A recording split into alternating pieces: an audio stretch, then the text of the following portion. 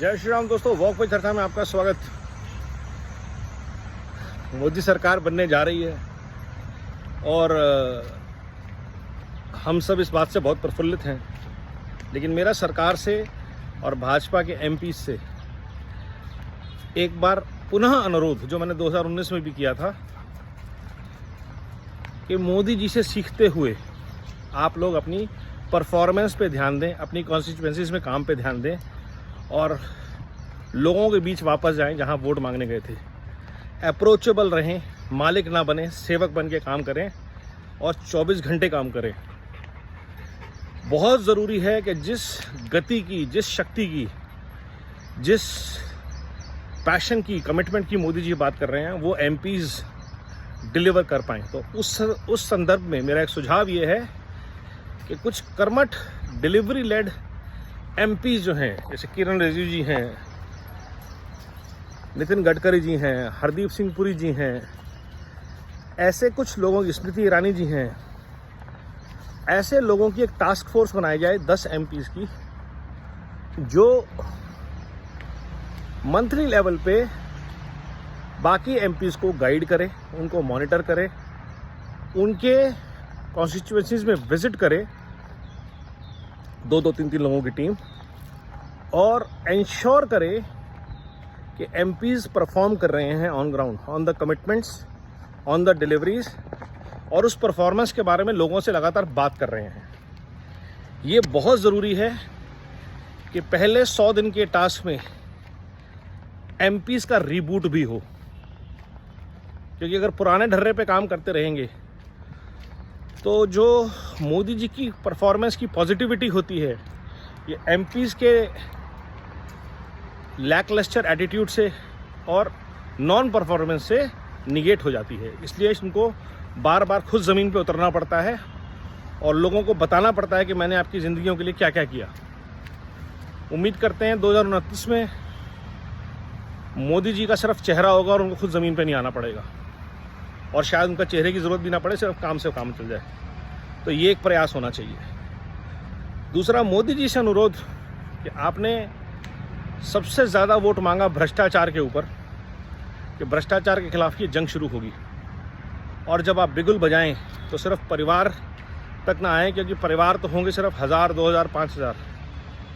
भ्रष्टाचार की जड़ में हैं ब्यूरोक्रेट्स, सरकारी ऑफिशियल्स, और आज भी, और मैं बड़ी शर्म के साथ ये कह रहा हूँ कि आज भी किसी भी बिजनेस को, किसी भी एंटरप्राइज को काम करने के लिए आप बिल्डिंग के एनओसी लेने जाइए, फायर की एनओसी लेने जाइए, किसी भी बिजनेस के लिए एनओसी लेने जाइए, रिश्वत देनी पड़ती है, उसके बाद भी काम हो इसकी गारंटी नहीं है। पहली बात।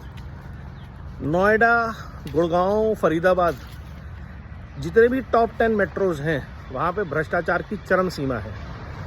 नोएडा के भ्रष्टाचार के ऊपर मैंने बहुत सारे वीडियो डाले हैं, और आज भी बता देता हूँ कि नोएडा का रियल एस्टेट स्कैम जो है, जिसमें बिल्डर, नोएडा अथॉरिटी के ऑफिशियल्स और पॉलिटिशियन सब मिले हुए हैं, वो नाना करते हुए भी 1 लाख करोड़ का स्कैम है, घोटाला है, नुकसान है लोगों के लिए, नोएडा अथॉरिटी के लिए, सरकार के लिए, यूपी सरकार के लिए।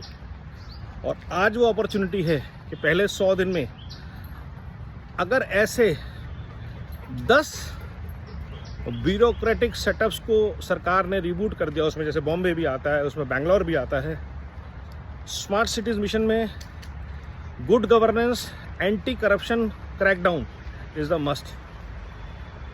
अगर ऐसा होता है तो ये शहर, ये जगहें मैग्नेट बनेंगी ग्रोथ का, और अपने आसपास की ग्रोथ को पावर करेगी।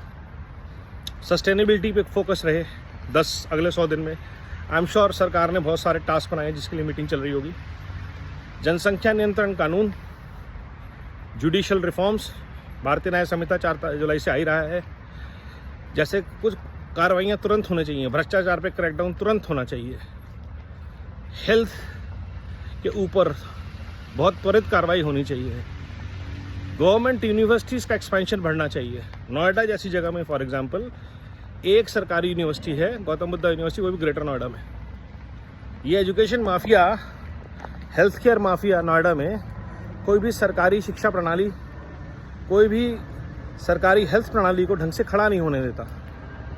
इस पे लगाम, ये जो माफिया है, इसके जिम्मेदारी योगी जी ने उठाई है और इसको ध्वस्त करने के लिए पूरा प्रदेश उनके साथ है। और उम्मीद इसलिए है कि योगी जी ने अपराध माफिया को तो ख़त्म कर दिया, लेकिन real estate mafia, health mafia, education mafia, इसके ऊपर कब कार्रवाई होगी, ये ज़रा देखने की बात है। एक 40-50 हज़ार सीट की अच्छी सरकारी यूनिवर्सिटी बनाई है 2, तो समझ में आएगा कि कितनी कॉम्पिटेंट हैं यहाँ की जो ग्लोबल यूनिवर्सिटीज़ खोल रखी हैं नोएडा में। तो ये कुछ इश्यूज़ हैं जिनको लेके आवाज़ उठानी बहुत ज़रूरी है, क्योंकि हमारी सरकार है, हमने चुना है, हमारी जवाबदेही है जनता के प्रति जिनको हमने कहा वोट डालने के लिए, और सरकार की, भाजपा की, पार्टी की जवाबदेही है हमारे प्रति, क्योंकि हमने उम्मीदें की हैं। हमें बहुत उम्मीद है फिर एक बार मोदी सरकार से। वंदे भारत, नमो भारत, जय हिंद।